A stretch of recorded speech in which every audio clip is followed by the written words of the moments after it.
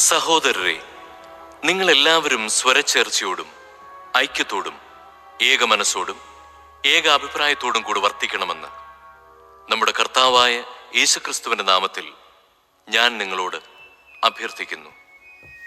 എൻ്റെ സഹോദരരെ, നിങ്ങളുടെ ഇടയിൽ തർക്കങ്ങളുണ്ടെന്ന് ക്ലോയയുടെ ബന്ധുക്കൾ എന്നെ അറിയിച്ചിരിക്കുന്നു. ഞാൻ പൗലോസിൻ്റെതാണ്, ഞാൻ അപ്പോളോസിൻ്റെതാണ്, ഞാൻ കേപ്പായുടേതാണ്, ഞാൻ ക്രിസ്തുവിൻ്റെതാണ് എന്നിങ്ങനെ നിങ്ങൾ ഓരോരുത്തരും പറയുന്നതിനെയാണ് ഞാൻ ഉദ്ദേശിക്കുന്നത്. ക്രിസ്തു വിഭജിക്കപ്പെട്ടിരിക്കുന്നുവോ?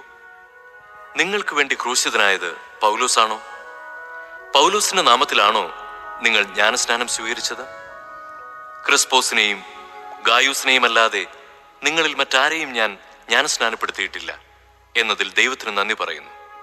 അതുകൊണ്ട് എൻ്റെ നാമത്തിൽ സ്നാനം സ്വീകരിച്ചു എന്ന് പറയാൻ നിങ്ങളിൽ ആർക്കും സാധിക്കുകയില്ല.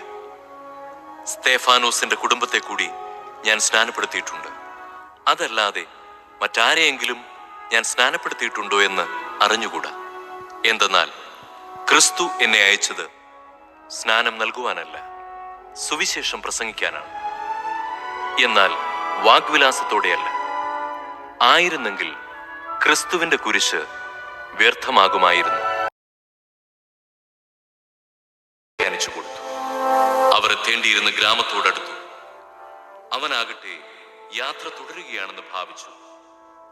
അവർ അവനെ നിർബന്ധിച്ചുകൊണ്ട് പറഞ്ഞു, ഞങ്ങളോട് കൂടെ താമസിക്കുക, നേരം വൈകുന്നു, പകൽ അസ്തമിക്കാറായി. അവൻ അവരോടുകൂടെ താമസിക്കുവാൻ കയറി. അവരോടൊപ്പം ഭക്ഷണത്തിനിരുന്നപ്പോൾ അവൻ അപ്പമെടുത്ത് ആശീർവദിച്ച് മുറിച്ച് അവർക്ക് കൊടുത്തു. അപ്പോൾ അവരുടെ കണ്ണു തുറക്കപ്പെട്ടു. അവർ അവനെ തിരിച്ചറിഞ്ഞു.